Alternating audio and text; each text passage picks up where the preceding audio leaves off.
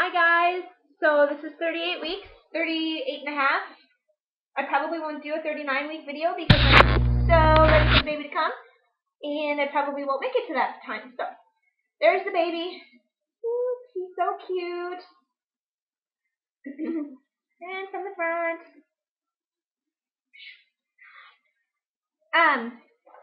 Okay, so a lot has happened. It's been almost 2 weeks since I did a video, and now that I have doctor's appointments every 2 weeks or every week now, I've had a couple of doctor's appointments, and I am just going to fill you in on what it's like to be pregnant at 38 weeks. I am suffering from different symptoms and things like that now. I don't get short of breath. I can seem to do a lot. I can do a lot of work and get a lot of chores done. The thing is that it's impossible to bend over and pick something up. So I have to be very selective about the chores I do when my family is here and when they're not here. So I'll help my daughter by unloading the top of the dishwasher, and then she does the bottom. And then because I saved her time, she'll help me I'll sweep, and then she'll help me with the dustpan. Stuff like that. So it's just being kind of creative and that sort of thing. I'm still having my number one craving is still iced coffee. And I'm sure it's the ice, but I don't like the ice chunks really, really big. So it's the only thing that doesn't have a lot of sugar in it. Say if I went to Dairy Queen and I got something from them, a fruit flavored one, the sugar and the acid in it makes me just really on fire. So I'm sticking with the coffee because it's working good, satisfying. And there's been a couple of days I just I'll have the day off or the morning off, and I'll just go get one of these, and then I'll forget that I didn't eat lunch, because everything I seem to drink or eat stays with me for a long time, hours. Now I had one of these and some strawberries for breakfast, and I probably won't be hungry until noon or 1. So that's hard to try to remember to I try to make meals at least as healthy as I can, because I'm not eating very much now. So my doctor does not check unless I ask her to, or she'll ask me, do you want me to check you to tell you how far you are? Centimeters dilated and that sort of thing, and I just say no, because what's the point? And when my reaction this week was no, I'm not really, that's okay, no thanks. I'm having a lot of Braxton Hicks. I'm not having any contractions. I'm not having any discharge or anything like that. Holy cow. You ever have one of those days where you're just So anyways, so I didn't have her check me, and she's like, you know what? She goes, I don't even know. Almost all of her patients are pregnant patients, and she says, doesn't really matter, because you could be 1 centimeter now, and then you could start having contractions and go to 4 right away, or you could be stuck at 3 centimeters for 3 weeks, so it's kind of pointless. And it's kind of nice not to. I mean, my appointments are 10 minutes long. She has an ultrasound machine in her room, so I get to see the baby all the time.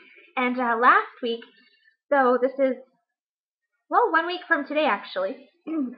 So 1 week from today, baby was measuring at 6 pounds 15 ounces, and that would put him at about 7.5 pounds, something like that right now. So that's exciting. He's getting bigger, and 7.5 pounds, that's, to me, that's totally good to come out there.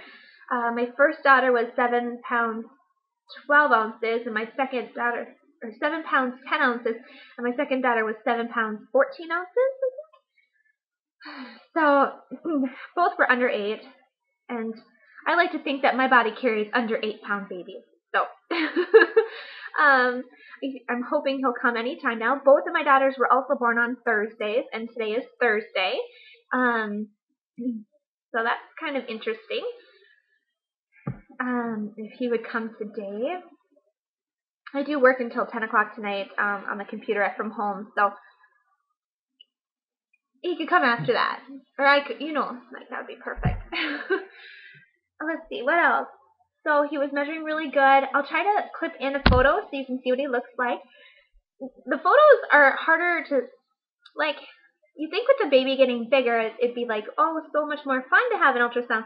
But sometimes it's more frustrating because they're getting like more body fat on their faces and things like that. So it's harder to see like the actual structure of their face as much. But we got one good profile picture, so I'll put that on here. And I should go back and try to find the old photos that I took of my daughter, from about the same week last time, because they do have a lot of similarities, which is really cute. But literally, like, my daughter, when she came out, she looked just like the last ultrasounds that we had about a week before she was born. I'm not even kidding. Like, it's so crazy. And for a 7-pound, I wouldn't say 12, 14 ounces, 7-pound, like 14-ounce baby, she was huge. She was really, really bloated. And it took her probably like a month to just kind of like deflate. I don't know how else to say it. But it was really cute. She came out just like a pudgy little baby, and then all of a sudden, like, we started noticing like, whoa, she's really thinning out. But she never lost any weight. It was just a lot of like puffiness. And I didn't see so much of that with Colton this time. I mean, it's like he has like his dad's like forehead and his lips, like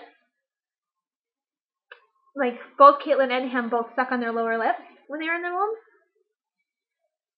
So all of their photos, they don't have any lower, like the lower lip was like sucked in a little bit, which is really kind of cute. But I've seen lots of photos of him. He's not thumb sucking or anything like that. It's just like, and she zoomed in on his chest, and it was like raising and lowering because he's practicing like breathing. Like that. That was really cute. She's like, oh, he's ready any day now because of that. Is a huge sign too. And talked to daycare today and found out that she supplies daycare formula whenever we choose, which is a huge cost savings because like that's probably like $100 a month in food. So yay, that was a good thing. And let's see, Grandma's coming on Sunday, JR's mother, and she'll be out here until the baby comes, and then for a couple of days afterwards. Kind of like she'll be on call. She'll be sleeping in our basement. But this is a symptom I have never gotten rid of. This burping, like constantly. It's like such a suffer.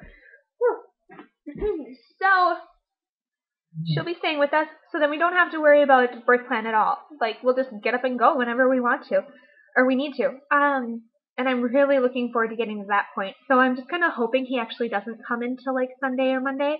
But then I want him to come like on Sunday or Monday, because otherwise she'll be here for like, she wants to be here for like, the time for when the baby comes so she can help out.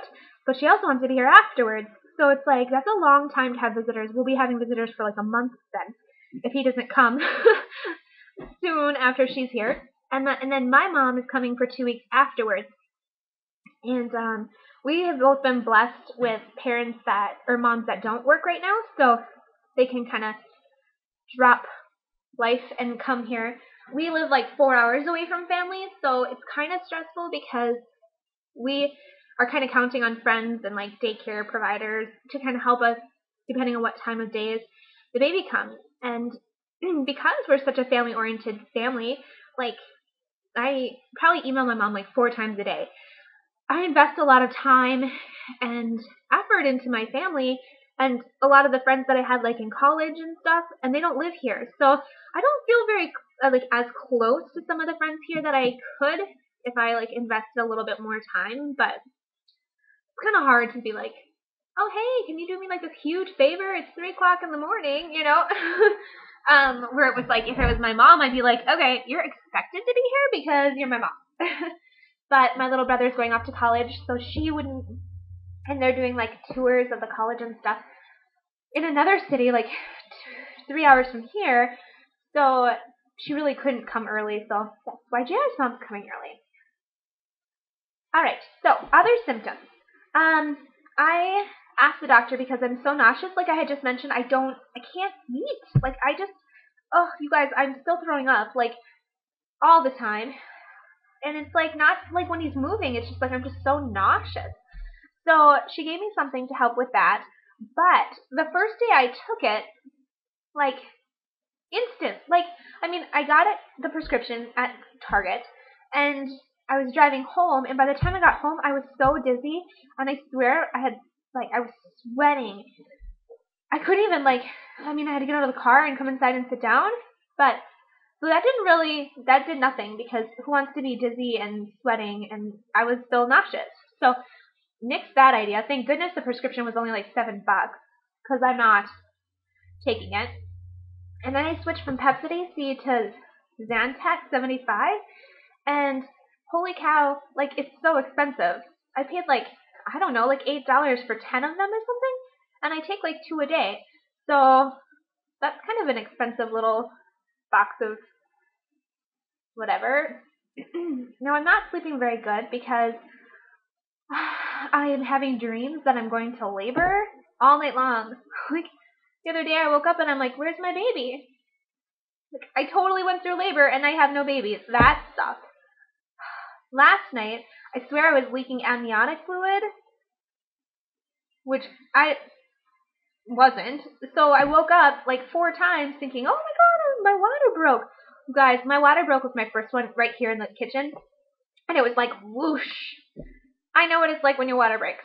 So that sucked because I was like 3 times, or I don't even know how many times last night. So I'm not getting any sleep, and you could probably tell. I'm just kind of like, whatever, just, I don't know.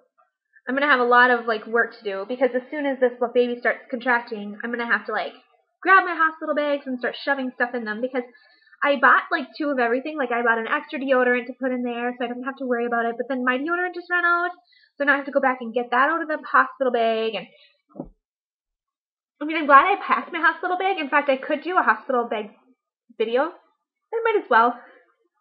Because maybe I'll do one of things that I didn't use, or I did use. And it could be helpful. I do like watching them on videos on YouTube. But my husband says he doesn't want me to pack him anything because we only live a mile from the hospital. 2 miles, maybe 2 miles. So he just plans on coming back here and grabbing things that he needs. But I still packed him stuff to do at the hospital. And then last night, it was adorable. He says, well, he looked at the pile of stuff that's supposed to go to the door, or supposed to go out to the car, and he's like, when I carry this stuff inside, we should probably wait until after you, are all checked in and we know the baby's coming so we don't have to carry it back outside.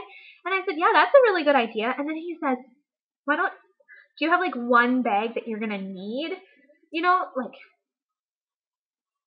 and I'm looking at him I need all of this stuff. There's a pillow, and, my lotion is in my bag, and the snacks are in his bag, and it's no, you need to bring it all. And I said, well, worst case scenario, just bring the camera case with the computer bag. Because that's, we'll need the camera if it's an emergency and you don't have time to go back outside. We need the camera. Okay, speaking of camera, we had to buy a new camera because our Sony just kind of basically crapped out when I was taking my maternity pictures. So we have a new camera. It's a Nikon. I've never had a Nikon. I've always only had Sony. So this was my camera before, and I said, I want to keep it about this size. I don't need a pocket one, so this is what I got, and the sucker is huge. But it still fits my camera case, and it takes pretty good photos, so that's good. But he's going to be all I don't know. So we're trying to figure out how to use that so that it's not a test trial when the baby comes.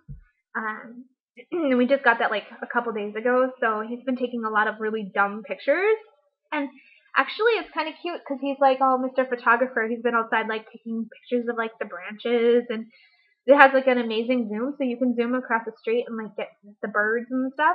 That's pretty interesting. Okay, so I should have done another video because this one's just getting really long.